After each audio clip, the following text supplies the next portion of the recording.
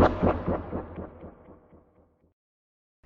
guys, Matt from Resultz Gym. Welcome to another workout of the week. Today's AMRAP, guys. It's a nice little one where you can isolate yourself in the corner, so there's not too much running around apart from the sled. Half body weight sled today, guys. So obviously if you're around about 80 like me, you need to whack on 40 kilos on the sled. Both toughest and tough will both do twos. Now with the TRX and push-ups, it is a good push-pull exercise. You do 3 sets and you alternate between.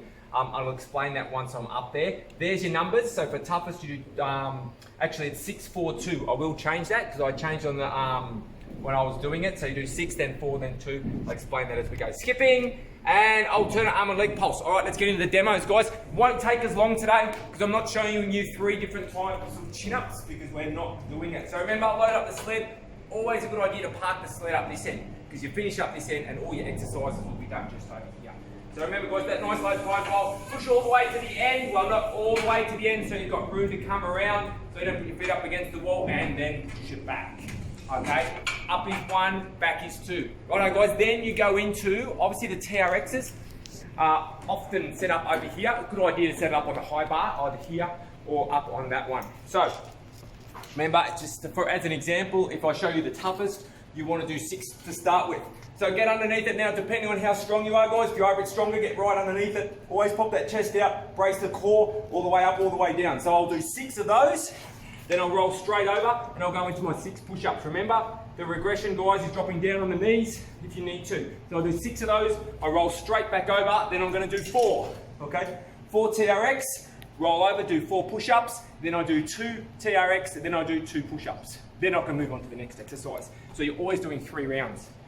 For the tough, okay, it's 4, 3, and 2. Skipping, guys, I've just identified today that we need some longer skipping ropes, so I'll order some of those. So 60 skips. Remember, if you can, I had a shocker on skipping today. If you can do a double, it's worth 5 on the skips. Now the last exercise, team, is an alternate arm and leg pulse. Really good for that lower back glutes, but you've got to make sure that you turn the hips on. What I mean by that is alternate arm and leg, so right leg, left arm, forward. You want to try to get those nice and straight, so lifting up, you should feel it through the lower back, also feel it through the glute.